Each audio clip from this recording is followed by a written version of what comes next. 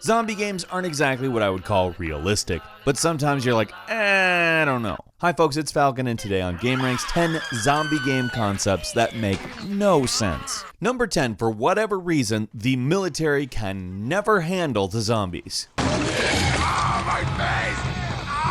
But a bunch of regular people with no combat experience can handle the zombies?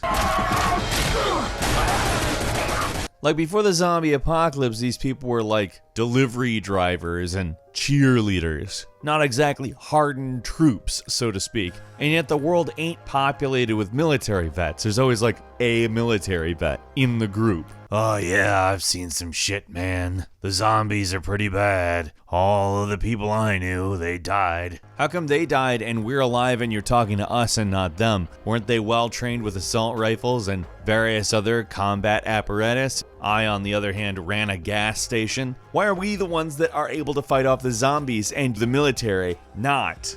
Hey, tough guy, heal up.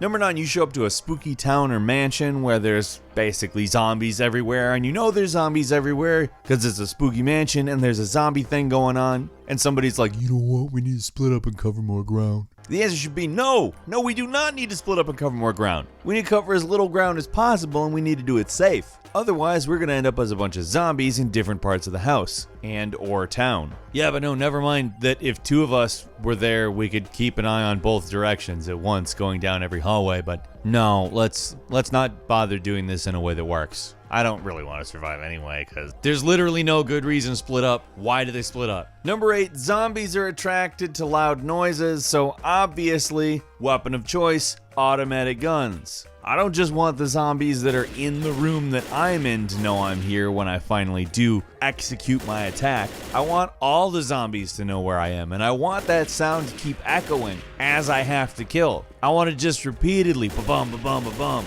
Hey, zombies all over the region. There's gunfire this way. I am a gun. I should know.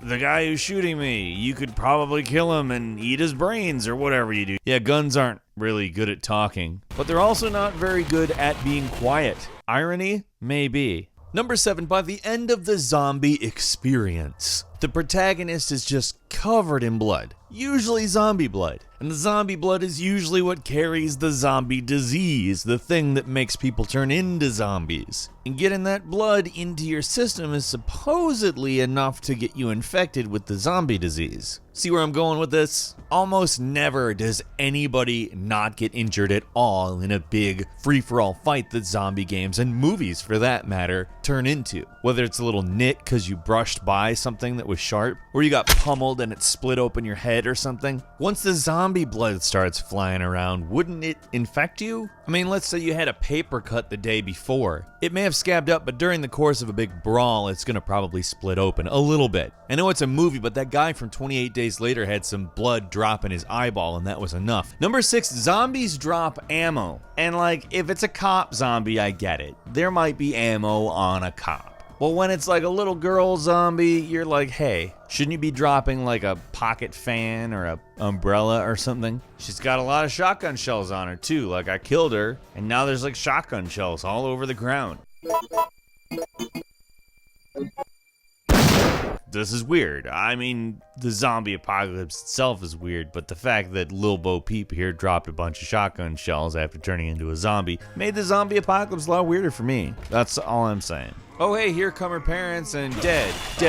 Oh, they dropped grenade launcher ammo. That makes sense. Number 5, when you're playing one of the games that gives you zombies in waves, you're like, hey, this first round, way too easy. Where's all the zombies? Round 30 comes around. Oh, this is not even possible. Why am I doing this? Shit, man. I don't know why I turned this game on. I can't beat this. And it supposedly goes on forever, so like I know I can't beat it. Like just from a rules standpoint, it's not possible to beat. But too much. No like. Number 4, the zombies in every game want to eat your brains, and yet, when they brandish them choppers, They always sink them right into people's necks. And you could make the case that they kill first and then they'll eat the brains. I get it. But it's also not like zombies are experienced hunters only shooting the areas that they won't eat. They're zombies. I would think it doesn't matter to them whether the person's dead or not. I would think there's not really steps that they're intending to take. They just go, wah. Maybe the damage is more believable if they chew through your arteries in your neck. Yeah, except that's not true. Your neck is soft, and if they puncture it, you're almost certainly dead. So what? I just can't find the thinking that justifies this. That's all. Number 3, and this is one that really bothers me. When somebody gets bit, they turn instantly into a zombie and need to be put down, or give you one last interesting monologue before they beg you to end their life before they turn into one of those things. Yet throughout the game, anytime you make a mistake, you get bit and you're fine. There's actually only a select few games that need you to get any kind of antidote for a zombie bite. I mean, I get from a gameplay perspective that you're going to need to be able to mess up in the game in order to learn what you need to do. But from an internal world logic standpoint, player character getting bit and not turning gets the side eye. Number 2 is selective hearing, and what do I mean by that? Well, let's just say like in Left 4 Dead, you happen to be shooting at some zombies, and there's some other zombies in a clearing nearby. They don't notice the sound, but as soon as you go start up an engine in a car, which by the way is significantly quieter than firing a gun, they're like, what? What are you doing? And finally, number 1, how come there's always way more zombies than the town population, or the amount of people that would logically be in an area? Like, don't get me wrong, Days Gone is gonna be cool as shit. It really is. But the population of New York comes at you in like a lumber mill. I'm sorry, but a radius of like 50 miles wouldn't have that many people in it. And this is like a lumber mill in the middle of a forest. And oh, hey, there's every zombie ever. Now, like I said, this is a good gameplay element and the game is going to be cool. And I don't necessarily have to believe that it's possible because it's a zombie game. But yeah, the surrounding towns that people lived in that worked at this mill, probably not that densely populated. I mean, that being said, do you want a realistic zombie game? Just because the underlying concepts aren't exactly realistic doesn't mean I care. I may want it to be unrealistic. After all, it is a video game and I am wanting to have some fun. Couple of bonuses for you. When in some games you shoot a zombie in the head and they can continue to still find you. How's this zombie finding you?